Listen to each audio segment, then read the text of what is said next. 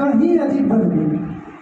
ये नया तेजस्वी सरकार ही है जिसमें NIOS के मुद्दे पर प्रताड़ित किया जाने लगा। पता नहीं था कि 16 मार्च के लिए मैंने प्रेमचंद भैया का स्टेटस देखा, राज्य कन्वेंशन था, तो मैंने क्वेश्चन किया कि कब है और कितने बजे से है, तो उन्होंने बताया कि इतना तारीख है।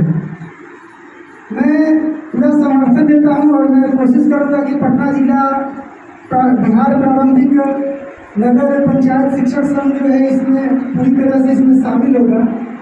और चूँकि समय तो बहुत कम है, चूँकि इसके लिए तैयारियाँ भी करनी होती है। और एक चीज़ जो आज मैं देख रहा हूँ कि बहुत सारे संघ के लोग आए हैं, ये प्रेमचंद भैया का बहुत बड़ा सफलता है कि सारे लोग आए हैं, अभी और भी लोग आने बाकी हैं।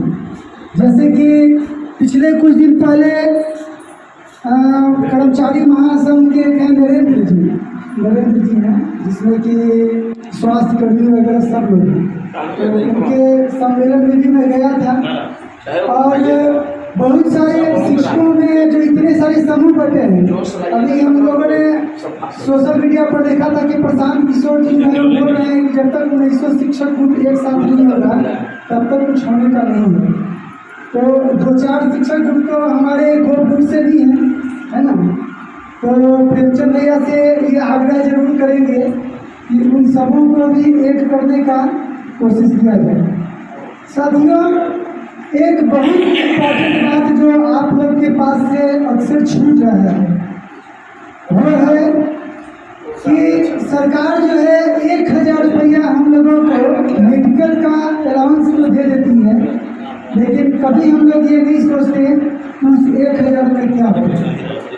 आप अगर थोड़ा सा ध्यान दें तो सेंट्रल गवर्नमेंट के जो एम्प्लॉय होते हैं उनके लिए CGHS का जो है स्कीम लागू होता है, जिसका नाम होता है सेंट्रल गवर्नमेंट हेल्थ स्कीम।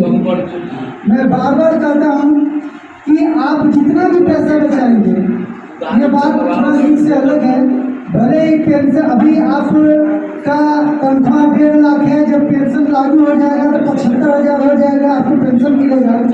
लेकिन उस 60 वर्षों के बाद जब असली मुसीबत आती है, बीमारियां जब घेरती हैं, अभी तो हम लोग युवा हैं, अभी तो हम लोग को कुछ पता नहीं चल रहा होगा कि हमें आने वाला समय में कौन सा समस्या होगा। लेकिन मैंने अपने पिताजी को देखा, हमारे पिताजी कस्टम से रिटायर हुए थे और वो CGHS के तहत थे, और जब वो बीमार पड़े तो रूरल हॉस्पिटल में 10 लाख तक का बिल बना।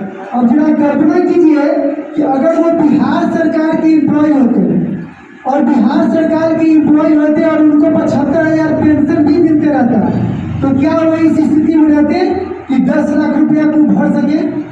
हम लोग शहर के रहने वाले हैं, हम लोगों का खेत खलिहान में नहीं है कि खेत बेचकर चलो लगा दो, जो है सो अपना घड़ी है शहर में, उसको तो बेचा भी नहीं जा सकता।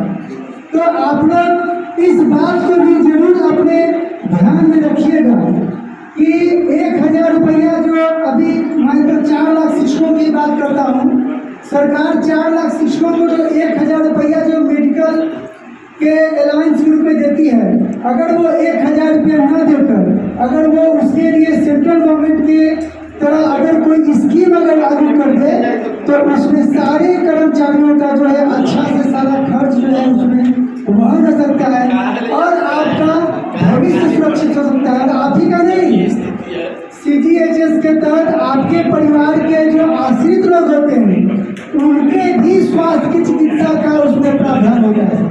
तो आने वाले समय में प्रेमचंद भैया से आग्रह करेंगे कि इस बात को भी ध्यान रखिएगा।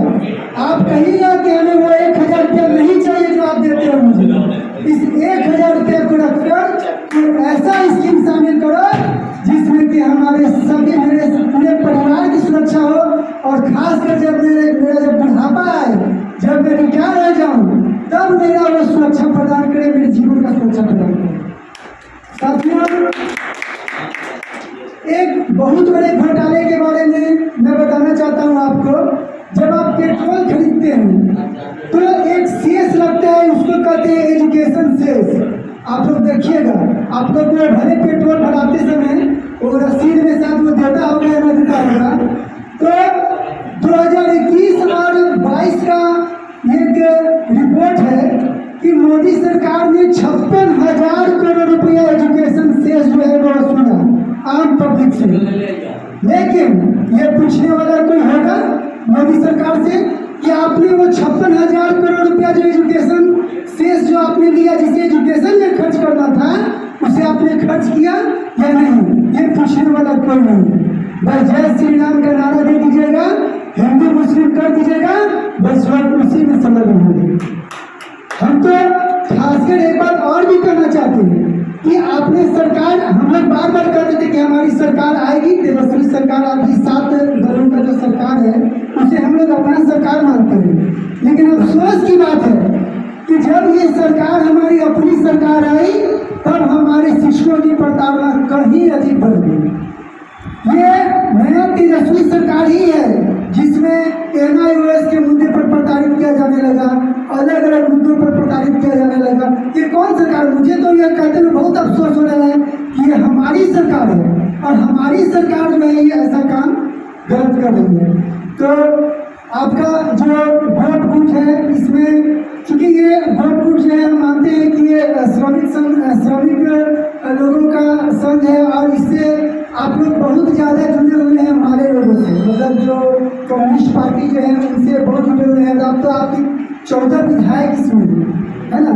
पहले तो 1-2 लोग होते थे, 6 लोग होते थे तो अच्छा से अपनी आवाज़ नहीं उठा पाते थे, लेकिन अब तो ये मौका है, आपके 14 विधायक हैं जिसमें हमारा जो है आवाज़ को उठाया जा सकता है। हमारा टीचर जंक्शन कर कर एक अलग चैनल भी चलता है टीचर्स लोगों का, मैंने कई बार उससे पर ये आवाज़ उठा चुका हूँ कि हमारा सरकार तो चेंज हो गया, लेकिन याद रखिएगा कि अभी जो पदाधिकारी हमारे ऊपर हैं वो उन्हीं लोगों के हैं, पिछले सरकार के ही पदाधिकारी हैं जो षड्यंत्र के रूप में। मुझे तो नहीं लगता कि हमारी आवाज़ें जो हैं वो सरकार तक पहुंच पाती होंगी। हमारी आवाज़ें जो हैं वो पदाधिकारियों के बीच तक ही सिमट कर रह जाती है, मेरा ऐसा मानना है। नहीं तो अगर वो सरकार के पास हमारी आवाज़ पहुंच पाती तो ऐसा नहीं हो सकता कि हमारे ऊपर इतनी प्रताड़ना हो। मैं तो सरकार से कहता हूं, आप लोग के माध्यम से सरकार के पास ये बात पहुंचाना चाहता हूं कि भाई आपने सरकार तो बदल दिया, लेकिन आप अपने पदाधिकारी कब बदलोगे? आपको पता होगा छठ जैसा इतना पवित्र त्योहार राज्य सरकार ने तो कब का सैंक्शन कर दिया था आवंटन देने के लिए, और वो पैसा जो है आपको आ भी गया था। परियोजना हमारा, हम लोगों का जो शिक्षक लोगों का जो वेतन होता है वो राज्य परियोजना के माध्यम से होता है। तो राज्य परियोजना में छठ के पहले सारा आवंटन आ चुका था, लेकिन हमारे पदाधिकारी देखिए कितना असंवेदनशील, पैसा रहते हुए उन्होंने छठ में शिक्षकों को वेतन नहीं दिया। अब आप समझ सकते हैं, आप लोग को तो